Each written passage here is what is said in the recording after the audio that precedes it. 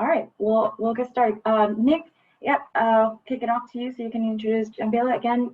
Everyone, welcome to our very first webinar. The format of this is going to be two 15-minute slideshows followed by Q&A via chat. To introduce Nick Perry, Nick Perry is currently serving as the president of Mountain View Historical Association, and he has served on its board of directors since 2011. Nick is a native Mountain View resident, and Nick has a passion for the history of the built environment. He holds a Master of City Planning and bachelor's degree in urban studies and has written 2 books on Mountain View history. Nick will be sharing the history of Castro Street during the first part of today's webinar. We'll be followed by John Bela, who is an urbanist and public space designer for Gehl, a design firm working to adapt Castro Street to the COVID-19 pandemic, as well as future changes related to Caltrain grade separation. He combines a background in art, science, and environmental design to create a vibrant, dynamic, and resilient urban human habitat. John will be sharing his film's work about adapting Castro Street to the current conditions. And I'll turn it over to Nick for an overview on the history of Castro Street. Thanks, Melissa. Hi, everybody. It's good to actually be doing a historical association event again. Thank you all for your patience as we worked through getting this up and running and getting our newsletter out. As Melissa said, I'm the current president of the Historical Association, for those of you who don't know me. And as Melissa said, this is our very first webinar, so please bear with us. I recently learned that my internet is so bad that I cannot share my screen, so Melissa will be running through my slide deck on my behalf, so hopefully that goes smoothly. And yeah, use the chat to say hello, use the Q&A to ask questions as they come to your head, and then we'll look at those at the end and hopefully be able to answer them. And I'll start by talking about kind of a Castro Street Mountain View History 101. So let's go ahead and get started. Next slide, Melissa. All right, so before we can talk about Castro Street, I want to go back a little bit further into history to the 1850s. For those who don't know, there used to be, the original settlement of Mountain View was on El Camino Real. It started right after the gold rush, and it was a stagecoach stop where El Camino crosses Stevens Creek. And so the original main street of Mountain View was actually the old highway, what's now called El Camino Real. And so a little town formed there in the 1850s. Next slide. So here's a map of Old Mountain View. You can see El Camino running through the center, Calderon on the left, and Grant Road on the right. It had, you know, the things that a little town in that era had: a school, eventually the high school, some businesses, saloons, houses. It was a small, tiny little community right there on El Camino. Next slide. This is a photo from the 1860s of the Taylor Hotel, which was the main hotel in town right on El Camino Real. It also served as the stagecoach stop. Next slide.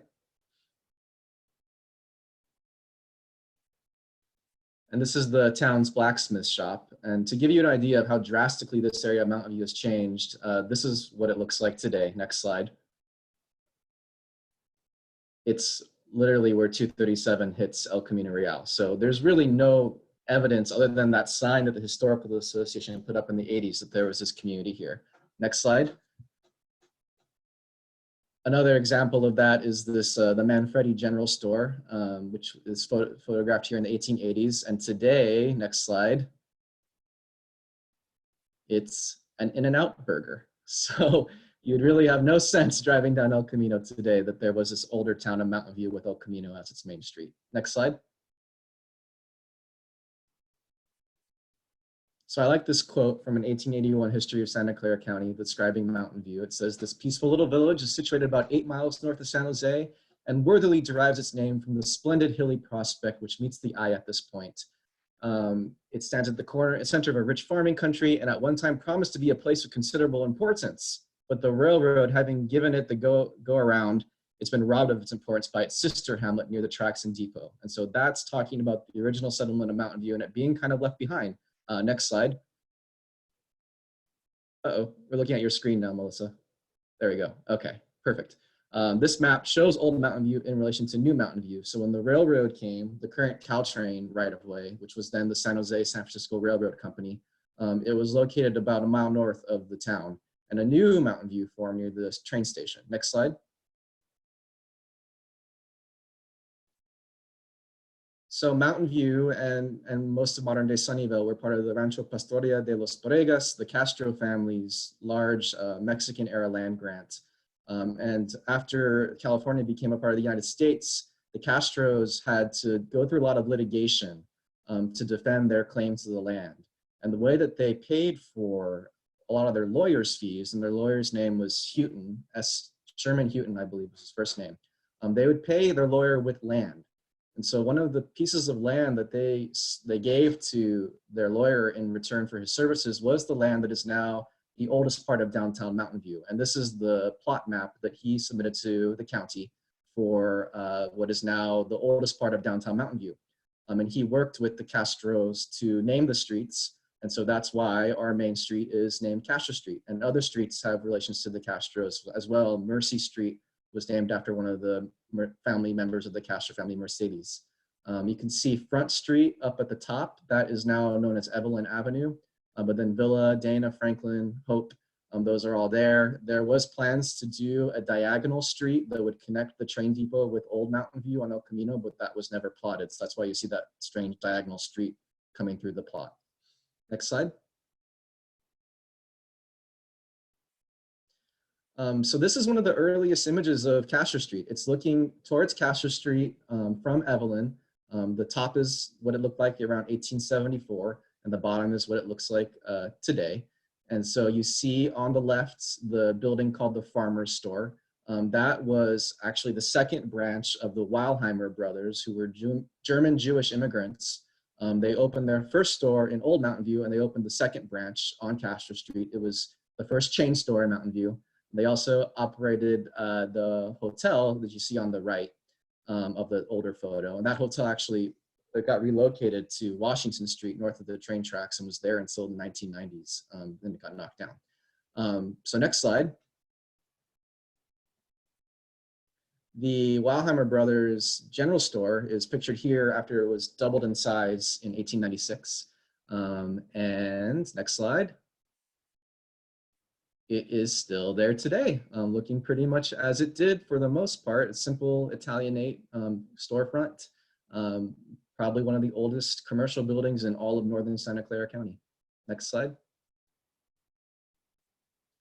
So here's another view of Castro Street from that era. It's looking north towards the railroad tracks from the middle of the 100 block. You can actually see the railroad crossing sign if you look closely. There's an X down there. The building on the right, to the right of that, was a hay and grain storage facility right on the tracks. And then you see some of the old commercial buildings, very old West, looks like something out of a John Wayne movie. Dirt streets, wooden plank sidewalks. A lot of these buildings suffered extensive damage in the 1906 earthquake. This is from the late 1800s. Next slide. We have our train depot. Actually, the first train depot was a converted saloon building. They didn't build the Southern Pacific Depot until 1888. It was demolished in 1959 and replaced with a cinder block structure, which I'll spare you a picture of that because it wasn't anything nice to look at. Next slide. And then for those who were around back then, the city built a exact to-scale replica using the actual blueprints on file in the state archives of the 1888 train depot, and that's the depot we have today. As a part of the city's centennial back in 2002, that's when that opened. Next. So I'm just going to go through some other then and now photos. Here's the Farmers and Merchant Bank building on the corner of Castro and Villa, built in 1905. Next slide. Still there today with some changes, including the third floor that was added in the 90s. Next slide. This is the Ames building, built in 1903, so a few years before the earthquake. This is actually a photo of it from after the earthquake. So if you look very closely, you see the buildings being braced up by planks on the left. There's brick and debris on the ground floor. The backside, the back wall, actually, we have a photo in our archives of the back wall. It completely collapsed. But they were able to fix the building up and bring it back. So today it looks like this. Next slide. actually fully restored by the owners in the early 2000s to its original facade appearance. Next slide. Here's another interesting example. There's a lot of old buildings on Castro Street that you would not know are as old as they are because their facades have been extensively remodeled. And this is one of them. This is the Rogers building, which for many years was the Mountain View Hotel. Next slide. The only way you can tell that it's the same building is the placement of the windows. That facade is kind of a historic homage, I guess you could say, that was added in the 2000s. It used to have a very mod 1960s design before this current facade was put on it. Next slide.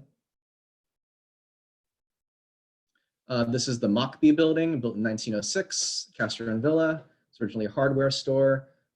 Had meeting rooms for all the fraternal organizations on the top. So if those of you read our most recent newsletter, you'll hear more, there's more history on those fraternal organizations like the International Order of Odd Fellows and Native Sons of the Golden West and whatnot. Next slide. And this picture is a little bit out of date. This is when it was Cap's Pizza Bar and Grill. Folks remember that. Now it's Eureka, a restaurant and lounge. But it looks much as it did back in the 1900s. Next slide. So here you have Castro Street in 1915. It's a bustling little commercial district, center of an agricultural community. This is looking south towards the Mountain View, intersection of Villa. You see all those buildings for the most part are there, just with augmented facades. Dirt road still, mix of cars and early automobiles and horse-drawn carriages. I love this photo. Next slide. Castro Street, you know, originally only the first 2 blocks were the business district. So this is showing a parade, a procession going down the 200 block, going south. This is the town celebrating the laying of the cornerstone of the new town hall, which was built on the corner of Castro and California on the south east corner. Next slide. So the community, as the Mountain View started to grow, downtown started to grow down Castro Street. So here you see the town hall built there on the corner of Castro and California. Next slide. The first city park was built between California and Mercy Street, right next to the city hall. Across the street was the prune and apricot exposition in the 19-teens. Mountain View had a big exposition, kind of inspired by, I think, the 1915 San Francisco World's Fair, where all the local agricultural goods were showcased in an exposition hall. That location is now where Mountain Bay Plaza, the one high-rise in downtown, is located. We'll talk more about that in a minute. Next slide. So here's a photo of the first town park.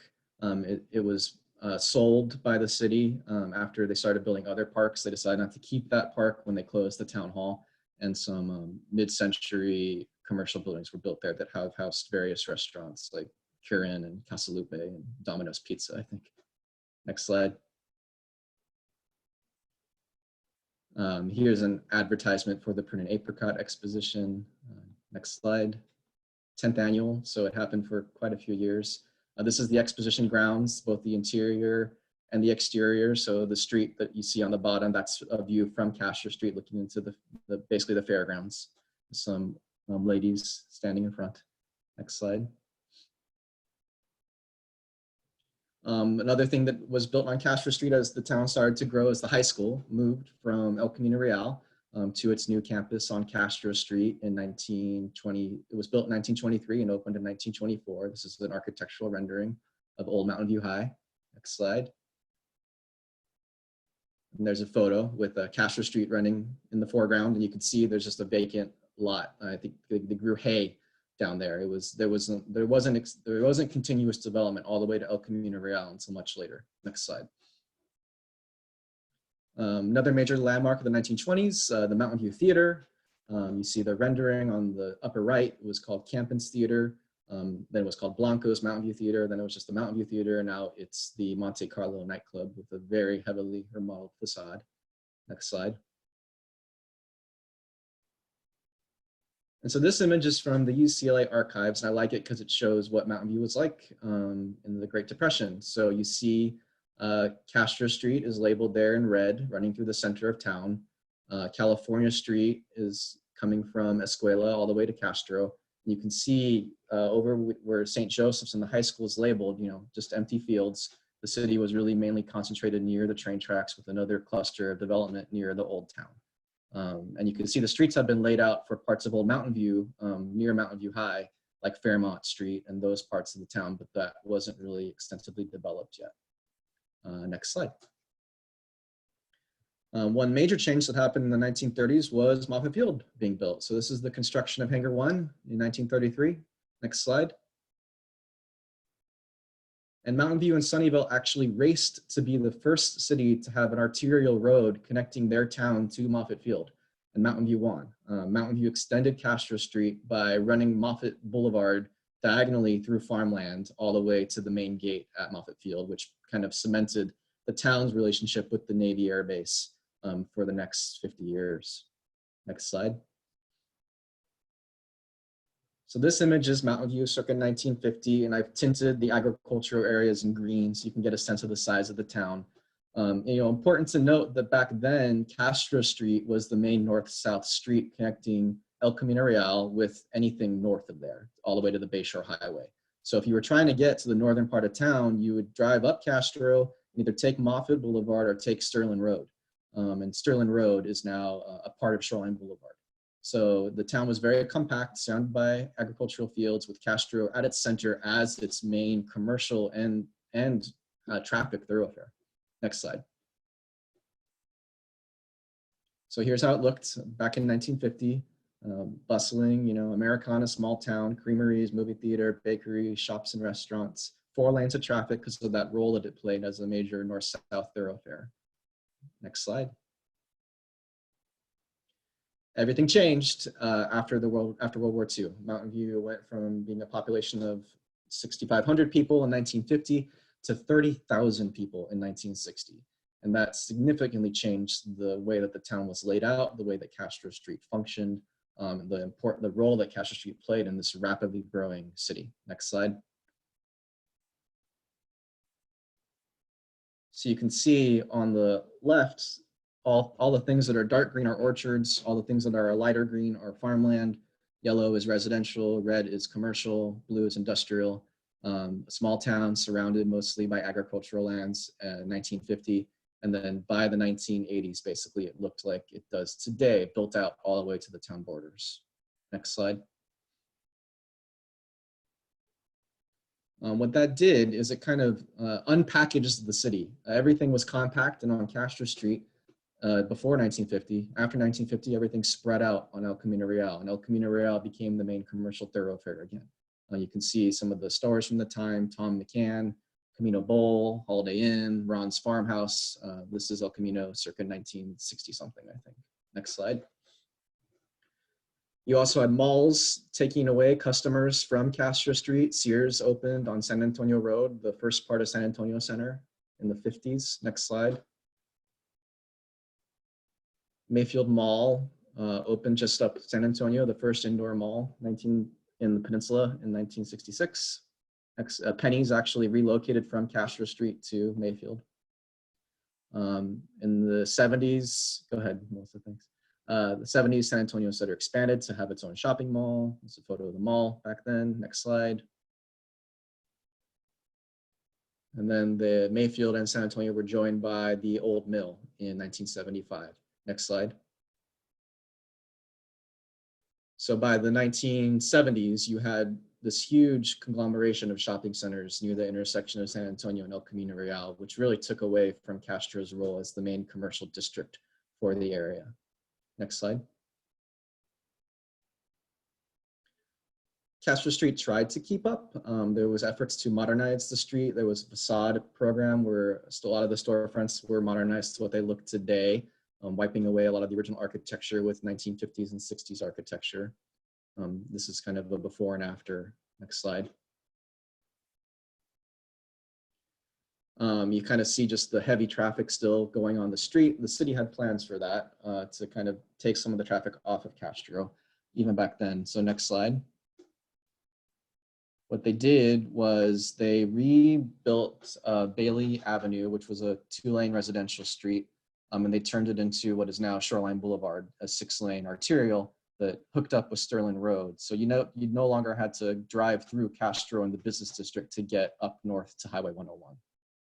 Had other issues, but that's a talk for another day. Next slide.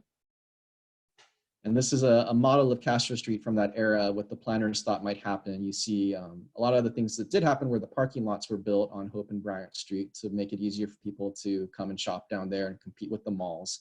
But they had pretty grand visions of basically raising everything that was there and replacing it with mod high rises and brand new buildings. And luckily it didn't go that far, in my opinion at least, but this is the vision from the mid-century. Next slide. The one high rise that was built was what we now call Mountain Day Plaza on the 400 block of Castro Street, built with its floors prefabricated in rows from the bottom up to the top, a really unique form of building. There's a few other high rises like that, one in San Jose, one in San Mateo or Redwood City, I forget.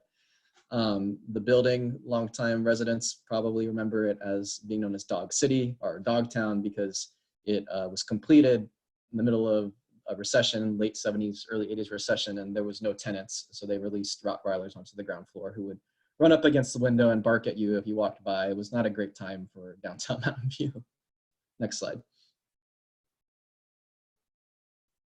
One of the things that kept Mountain View going, and I think this would be a great topic for a future talk, is the role that the Asian community played in Mountain View, particularly the Chinese community. When a lot of businesses left downtown and left Castro Street, owners opened up a large concentration of Chinese restaurants, Chinese acupuncture shops, grocery stores. In the 80s, it was kind of known as the Chinatown of the South Bay. There wasn't a substantial, I mean, 10% of the population, I think at that time was Asian.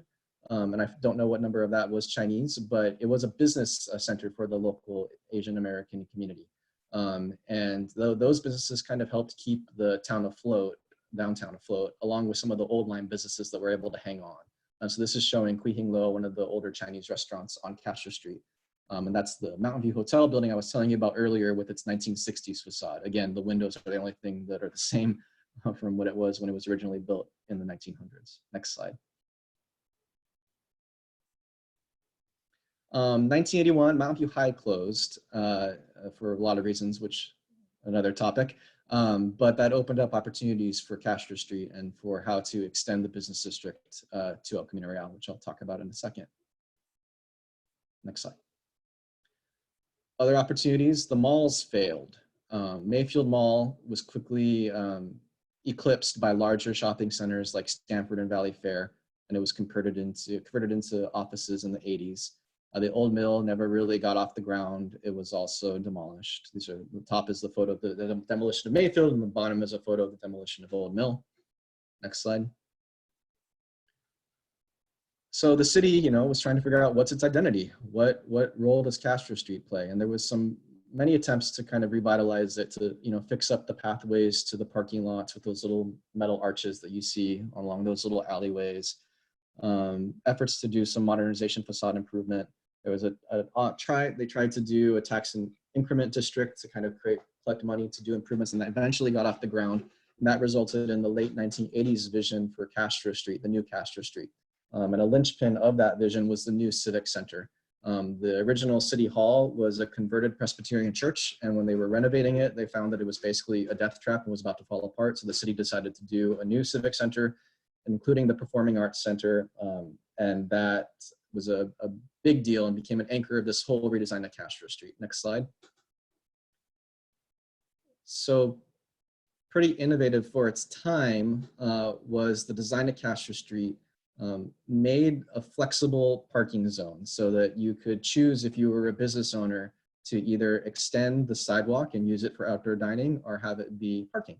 And so here you see a rendering of what they thought it would look like. And if you've been out there anytime in the past 30 years, you know that that's actually what it turned out to look like in a lot of ways. Maybe the waiters aren't as nicely dressed, but everything else is the same. So here you see that same design with the kiosks. I mean, usually you see renderings like this and it doesn't often turn out that way, but this looks pretty true to what it actually looked like once it was finished. Next slide.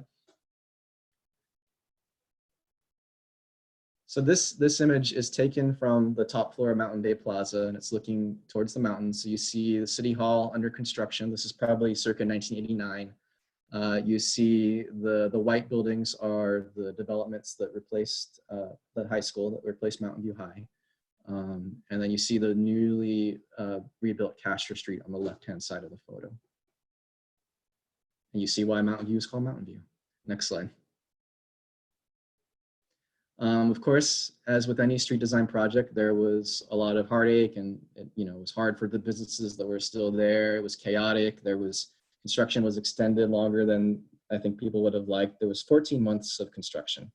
And I didn't think about this when we planned this talk, but actually August 11th was the grand opening of the new Castro Street in 1990. So we are celebrating the 30th anniversary of that this month, or last month, I guess. Next slide.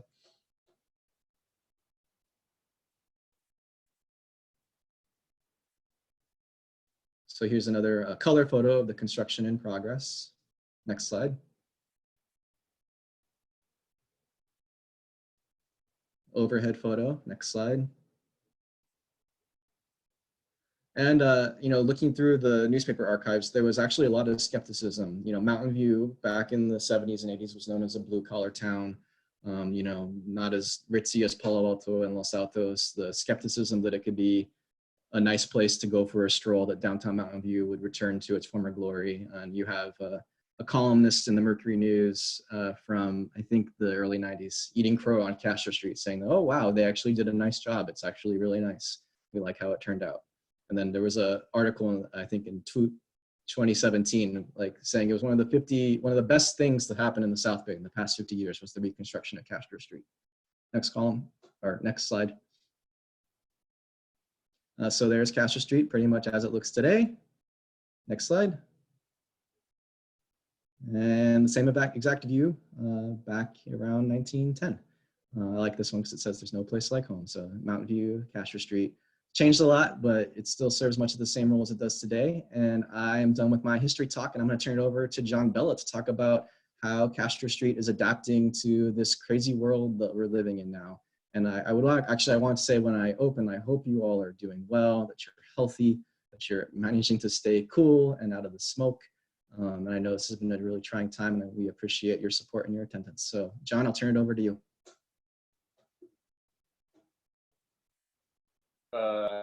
Much, Nick. That was truly an amazing tour through the history of Mountain View and Castro Street.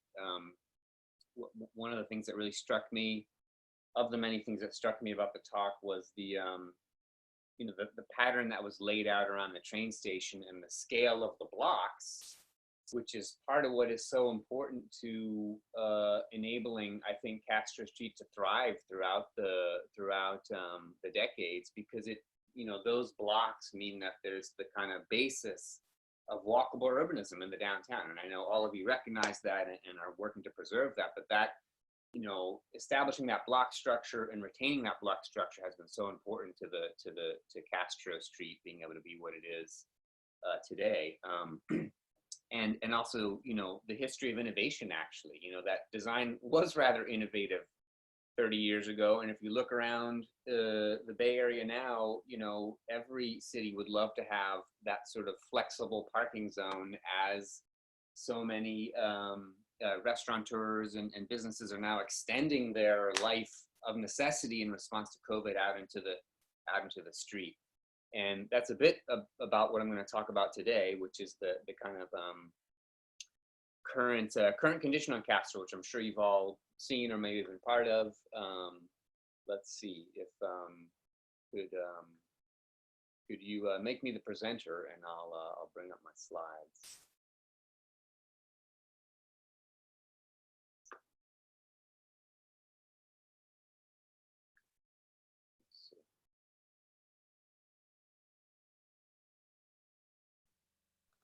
Melissa, can you enable, or Emily, can you enable John to share screen? I think he can now. Okay. There we go. Great. Okay. All right. Oops. Present. Okay, so can everyone hear me okay? Yep. Yeah, I'm good. Okay, great.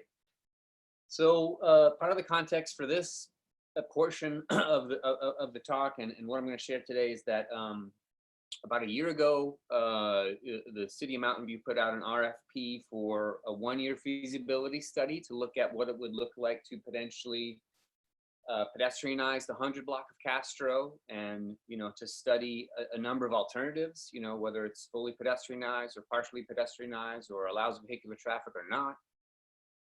And so we were just gearing up to get that study underway when the pandemic hit our shores. And I think it's pretty remarkable, actually, that the Mountain View Town Council responded very quickly to say, okay, we really need to rethink this effort.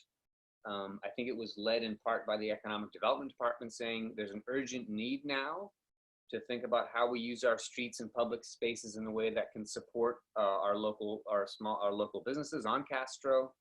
And I think so it's another example of Mountain View actually pioneering. I think many cities throughout the Bay Area look toward what's happening on Castro today as a kind of model for how you respond quickly to a crisis. So we sort of rethought our approach a little bit and suggested to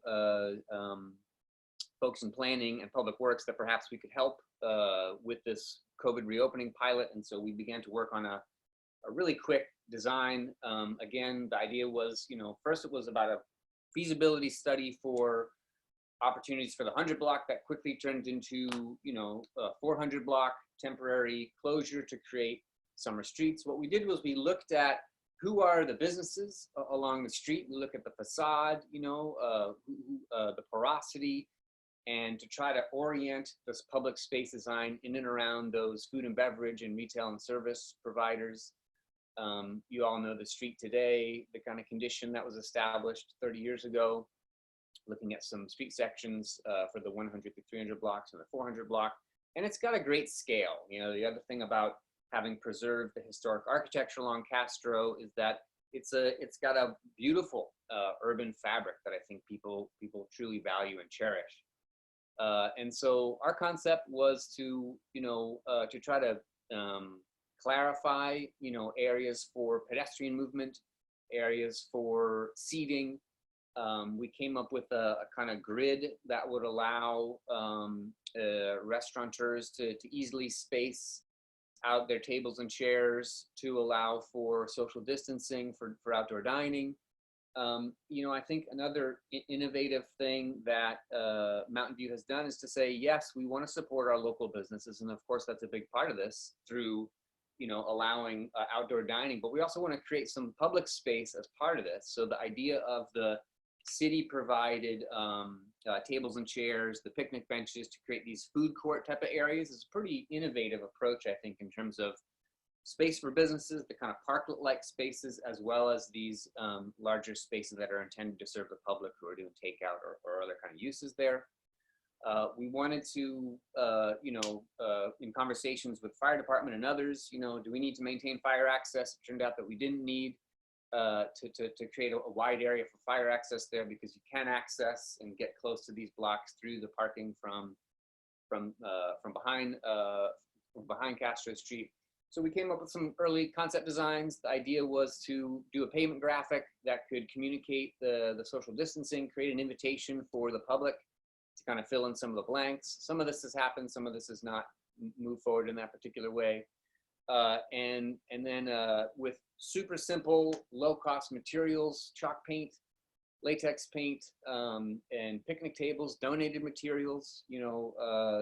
Folks from the city reached out to a number of large businesses and commercial entities and the Shoreline Theater to get tables and chairs donated. Again, a really quick response. And I think just showing the commitment, I think of the people in Mountain View to that you cherish Castro Street, you cherish this downtown, and to keep it alive.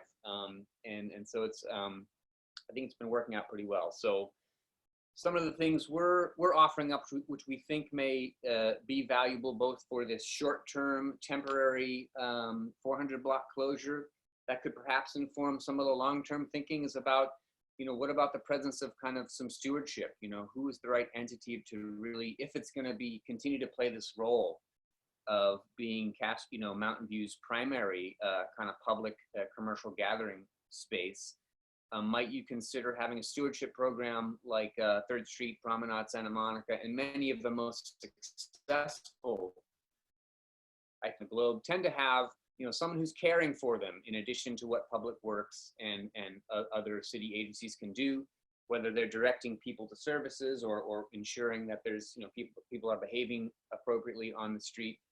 And then as a follow-up, you know, we haven't gotten to this yet, but the intent is to do some public life data observations. And so this is kind of a key part of the Gehl practice as urban designers. We start with life, we observe life, we use those observations about people walking and biking and age and gender and other data to inform good design. And so one of the things we want to do is understand what's working, what's not working on Castro Street today.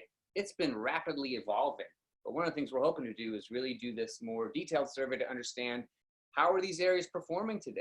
You know, if the idea is to carry forward this concept for the 100 block, what's working on the 100 through 400 blocks in terms of, you know, table and chair arrangements? Is there enough space for people to move through the street safely?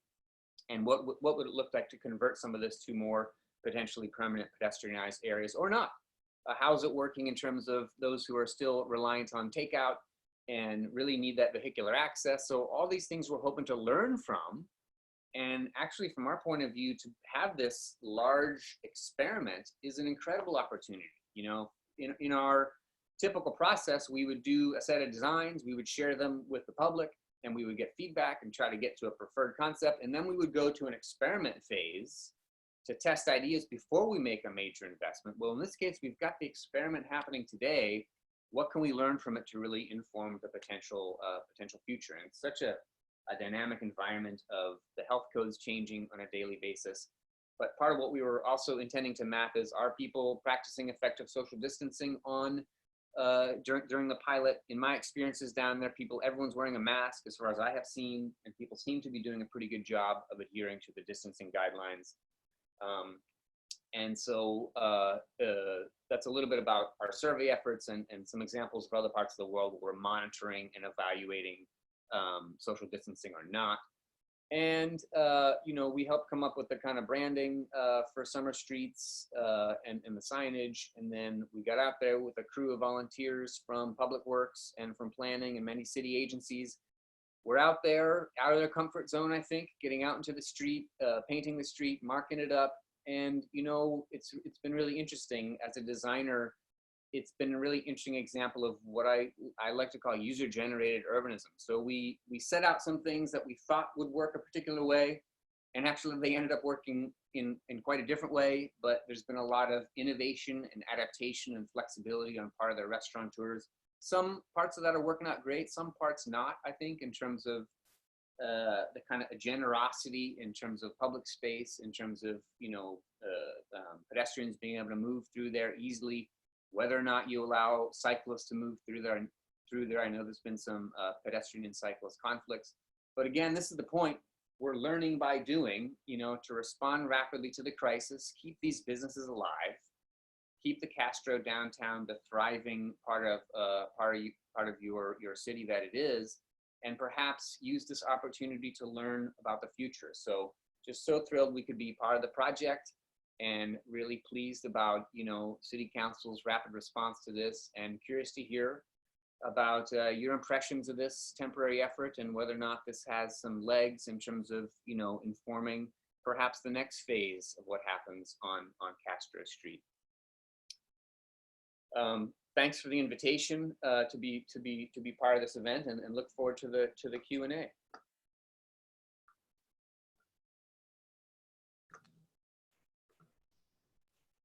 So we have one question that came in. It says, when did Old Mountain View disappear? Hotel and stores closed, buildings torn down, etc. It's a great question. So that happened pretty gradually. You know, they widened El Camino Real, and so at one point, a lot of the businesses that were they were, you know, right up along the edge of their street right of way, and so a lot of them had to be removed when the street was widened. I think the last businesses there or buildings there that were from that early mid-1800s era were demolished in the 1960s. There is one surviving building from the town of Old Mountain View. It was actually picked up and moved to Dana Street around the turn of the century, the last century, 1900s. And then it was picked up and moved again to Wright Avenue. It's the house of the Ringer family on Wright Avenue. And that's the last building from Old Mountain View that's still standing today. And it's probably only there because, still standing because it relocated out of Old Mountain View. We have another question from Preeti. Said, I've heard that the palm trees on Bush Street were intended to direct pilots away from downtown. Is that a true story or a myth? Oh, that's a good question. We'll have to research that for Preeti. And hi, Preeti. I don't know the answer to that right now. I don't know if anyone else does. Feel free to. Candace Bowers, our History Center librarian, thinks it's a myth. All right, one more question. What was the main motivation from moving the high school from Castro Street to its current location? Was it? Sure. Oh, it's a two-part question, sorry. The second part was the land cheaper in the south part of Mountain View at that time? Got it. So that's a great question. We could do a long talk about that, but what happened was in the late 1970s, enrollment was going down in the Mountain View and Los Altos school district. Student population was going down. There were 3 high schools, the current Mountain View High, which was known as AWALT High School originally, and Los Altos High, and the old Mountain View High on Castro Street. So because enrollment was going down, and because the other 2 school districts, given the way the attendance, or the other 2 high school campuses, the way that the boundaries were drawn, they were predominantly white, over 80% white. In Los Altos' case, over 90% white. Mountain View High on Castro Street was majority minority. And so because of that imbalance, the Mountain View Los Altos Union High School District was at risk of being called racially imbalanced. And needing to integrate the campuses. So declining enrollment, racial imbalance amongst the campuses, and also the value of the land of the 3 campuses. The Mountain View High campus on Castro was the most valuable. And so the school district, when deciding what to close, decided to close Old Mountain View High on Castro because they could sell the land, get more money, integrate the other 2 high schools, and solve a few of their problems all at once. And as you might imagine, that was a supremely controversial decision that really tore the community apart. And I think we're still feeling the repercussions of that to this day. But it's resulted in 2 fantastic high schools for the district that have been there longer almost now in their current form than Mountain View High was on Castro Street. Here's a question for John. Is the city doing anything for restaurants that are not on Castro Street? That's a good question. I'm not totally qualified to answer that. I know that some of the restaurants that are adjacent to Castro, this was the sort of idea behind the food court area, so that if there was restaurants or businesses, on streets perpendicular to Castro, you could go to that restaurant, get takeout, and then go to Castro Street to one of the shared tables to actually enjoy whatever you're eating there. So that was the sort of effort, I think, or the intent behind these shared eating zones. One of the things we've recommended to the city is to think a little bit more broadly in terms of how this public space, and actually a number of the public spaces in and around the downtown core can serve different types of restaurants and businesses in the downtown. So for instance, there's pretty clear guidance from the health code that anything we can be doing outside, we should be doing outside. So I think that extends to outdoor fitness, it extends to movement classes, other things, and that really hasn't been accommodated for in the current scheme on Castro. So we're hoping that's the next phase, to think more broadly about how can we use this time to support more types of businesses, and also, try to extend it beyond the Castro core itself. Thank you. Another question that came in, during your presentation, you mentioned that some things worked differently than you had expected. Can you expand on that? Well, so you know, I think a lot of the individual restaurants really took the initiative to kind of get out there. And I think in some cases, I think the tables were too closely spaced together and there was too many tables out there, and it actually infringed upon kind of clear pedestrian movement there. And so that actually needed to be, you know, we needed sort of economic development and planning walk through and really try to give some feedback to those restaurants to be able to kind of manage things a bit more closely. Also, the pop-up tents came up, like the floor coverings, the enclosure of the seating areas. All of those are things that we didn't necessarily anticipate would happen. Some of it's good, I think. Some of it's perhaps an overreach in terms of overly privatizing, I think, the street. But again, it's a very dynamic time, and the kind of health guidance is changing every couple of weeks. You know, I saw another question in there about what happens when restaurants start to reopen. I think we know that probably, you know, there's going to be 25% occupancy for a while and 50%. Well, even with that, you know, partially open interior space, I think there's going to be an ongoing need for the outdoor dining. How do we accommodate that during you know, the off season? That's a great question, and I think we're going to have to learn how to adapt to cold and rain and fires and smoke and other weather. That's a really important question about how this evolves. So those are some of the ways that, you know, things happen in kind of unexpected ways, and you know, I think the city moved very quickly to kind of get things open, which I really admire, because not all of the questions were solved. And it really is a process of learning by doing and really trying to talk to the businesses, talk to everyone who comes down there to say, what can we be doing better next time? Thank you. A question for Nick. What are some of the land use successes and failures in downtown, in your opinion? That's a good question.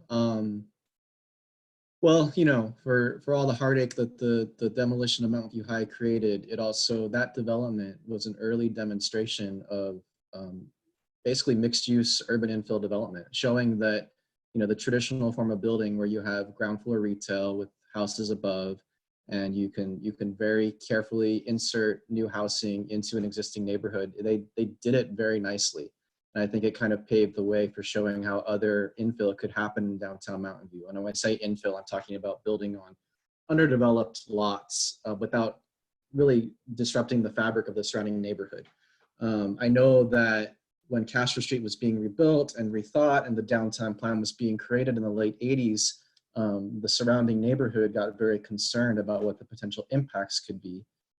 What the neighborhood that now is known as Old Mountain View. And that's kind of when the Old Mountain View Neighborhood Association formed, and some guidelines were set that kind of helped make sure that traffic didn't spill over into residential streets, that the growth was, you know, moderated so that it kind of stepped down to the historic fabric of the residential areas flanking either side of Castro. So I think the city learned from that. You know, it's going to be interesting to see how Castro Street and downtown evolves and changes, because it is a major transit node. You know, high-speed rail finally comes, it's going to be a stop, I think. So there's going to be a lot of careful planning that has to happen so that it can, you know, retain all the characteristics that we all love about it, while still allowing for some of the growth that we know would be nice to have right near the train station. So yeah, but I think, you know, for the most part, I think the best thing that Mountain View did was probably what it didn't do. There was some interest in the 60s, I think, of, you know, creating a redevelopment district in downtown Mountain View. And, you know, when you create a redevelopment district, you have to declare an area blighted. And that usually resulted in that time of a wholesale demolition of the urban fabric. And so that's what happened to downtown Santa Clara. They demolished all 8 blocks of Franklin Street, and there's no more downtown Santa Clara except for the post office. And that's what happened to most of downtown Sunnyvale. They demolished almost all of downtown Sunnyvale to build the Sunnyvale Town Center, and they've spent the last 20 years trying to rebuild their downtown. And Mountain View, for a variety of reasons, probably because, you know, we were more blue collar and we got by with what we could. We kept Castro Street as it was and tried to spruce it up here and there, but we didn't destroy that fabric, and we're reaping the benefits of that now because of what we didn't do in the 60s and 70s. Thank you. Wow. And I'm going to combine two questions. We got a question from Lisa and a question from Preeti that are along the same lines. And I think this may be answered by John. Can you talk about the future of Castro Street in regards to pedestrian traffic? Yeah, I see that question in the chat about one-way pedestrian traffic. Well, first of all, one thing I want to say is that in terms of, you know, street design, whether it's 100% pedestrian or 100% dedicated to vehicle movement, there's a lot of area in between. You know, a lot of what we've been exploring with similar areas around the globe is something called shared streets, you know, where for a portion of the day or the week or the year, they're open to vehicular traffic. For a portion, they're actually closed and dedicated to pedestrians. There's a lot of flexibility, but, you know, that requires some really good design thinking and good design approaches. But there's a whole range in terms of approaches that can be applied, you know, regarding what makes sense for Castro Street in the downtown. You know, I think some cities have explored one-way pedestrian traffic in response to COVID. I don't think that works that well. It doesn't really align with intuitive pedestrian movement. And what we want to do is actually make it intuitive and easy for people to walk. That's the basis of good walkable urbanism, is that it's very easy to navigate in the downtown. And so one-way pedestrian traffic, I think, could be difficult for people to get to where they need to go, whether they're trying to cross the street or get to some of the businesses on the other side of the street, or the parking behind the business on the other side of the street. So we're big fans of prioritizing pedestrian movement and actually, you know, thinking about people first, and then really trying to understand how do we integrate other modes effectively. You know, I think it's a tremendous opportunity, as Nick mentioned, you know, what's happening with the Caltrain electrification and potential future high-speed rail, and the city's plans with the transit center, which I think could really set the stage for the next 50 years of, you know, of building upon your thriving downtown and actually really creating, which is in your downtown plan, really a pedestrian priority environment, which is part of what makes it so desirable and successful. You know, throughout compared to some other areas on the peninsula.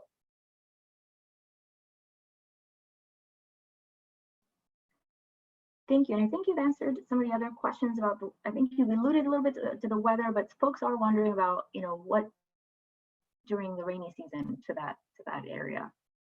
Yeah, you know, I think our experience working in places with inclement weather, whether it's Vancouver or whether it's Copenhagen, is that people adapt, restaurants adapt. You know, in Copenhagen, they hand out blankets, they have heat lamps, they've got rain cover. So that all is totally possible to do. And I think we're gonna, you know, of necessity, probably see some of that innovation and additional infrastructure appear to accommodate you know, the rainy season.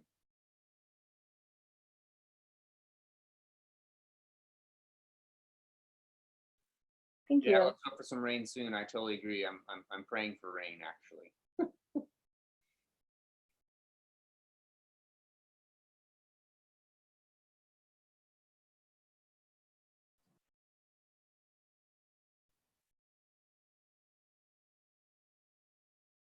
See another question that came in, and honestly, it said, for Nick, you see that Evelyn Avenue was originally going to be named Front. Do you know why it was renamed, or if they moved this street? Yeah, that's a great question. So I think it was in the 50s or 60s and 70s, there was a lot of streets that were, as the city grew, they started to connect with each other. And there was a movement to rename them to one name so it'd be less confusing. They wouldn't suddenly switch as you were driving down them. So if I remember correctly, Evelyn was the name of that roadway as you got closer to Sunnyvale. And Front Street was actually the name of Evelyn in downtown Mountain View originally. And I remember as a kid walking along what is now Evelyn on the west side of Castro Street, and actually you could see the Front Street street name imprinted on the sidewalk. So at some point, I don't know exactly when, they decided to just rename that whole corridor Evelyn Avenue, so it was more logical. And so when they built that development that currently has a lane named Front Lane, that was an homage to Front Street. And oftentimes the city, when or developers, when they're figuring out what to name new streets, they'll come to the Historical Association and try to get some inspiration. So I'm guessing that's what happened there, where they're like, oh, there used to be Front Street, let's call this Front Lane. It's actually funny, when I was doing the research for this presentation, there was a movement in the, I think, 70s to rename Moffett Boulevard Castro Street for similar reasons, so that you'd have Castro going all the way to 101. But everybody balked on Moffett Boulevard about that idea. They're like, no, we're Moffett, we don't want to have to deal with changing, and this is a part of our history, so they kept it Moffett Boulevard. Excellent. We have 2 more questions. We'll do those 2 questions, and then we'll close out comments so that we can have time to close up and let folks schedule their day. Nick, you said that Evelyn, oh, sorry, you answered that one. I'm going to mark that as answered. There was another question about Castro and Central Expressway changing. Maybe, I don't know if John or Nick who can answer this, but it says cars are no longer able to turn left onto Central Expressway. Is that purposely, or do you know if that's going to be changed anytime soon? Yeah, that was one of the unexpected outcomes of the temporary pedestrianization of Castro, was that people making that turn on crossing Central weren't easily able to kind of navigate the closure and turn onto Evelyn, and there was stacking happening through the intersection, which made it really dangerous, actually, in terms of Caltrain, people stacking up in the intersection. So the city said, okay, we need to close this down for while we have the pedestrian zone occurring, so we don't get that vehicle stacking through the intersection.